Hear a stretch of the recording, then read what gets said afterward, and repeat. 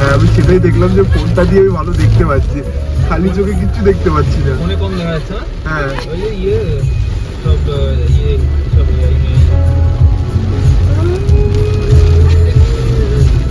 এই বাবা ওয়াইফারটা এই করে আসছে।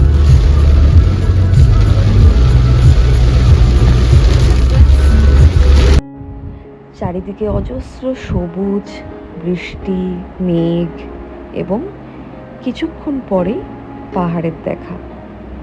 ধরুন আপনার একটা রবিবার যদি হঠাৎ করে এরকম কাটে, কীরকম লাগবে ঠিক আপনার?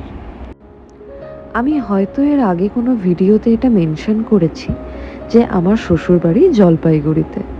তাই কলকাতা থেকে যখনই মনে হয় যে কাছ থেকে এবার একটু ফাঁকা হতে পেরেছি, সঙ্গে সঙ্গে কোনো কিছুর অপেক্ষা না করে আমি আর শুভজিৎ আমরা দুজনই প্রতিবার চলে যাই জলপাইগুড়িতে।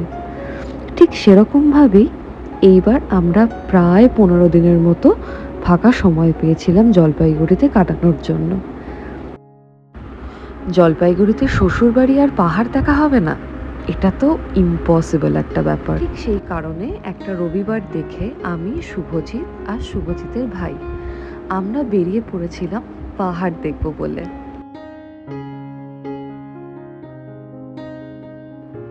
পাহাড়ি রাস্তায় কোনোদিন নিজেরা ড্রাইভ করে যাব এটা তো কখনো আমি কল্পনাতেও ভাবিনি। শুভজিৎ খুব ভালো ড্রাইভ করতে জানলেও ও অন্তত যতবারই বলেছে পাহাড়ে গাড়ি নিয়ে যাওয়ার কথা, আমি তো সবার আগে না বলেছি।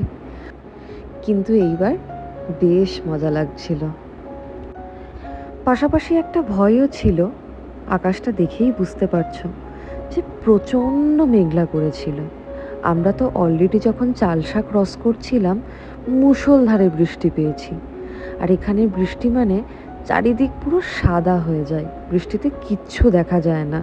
এবার ধরো পাহাড়ি রাস্তায় উঠে গেলাম এবং তারপরে ওরকম মুষলধারে বৃষ্টি শুরু হলো, সেই ভয়টা আমার প্রচণ্ড ছিল।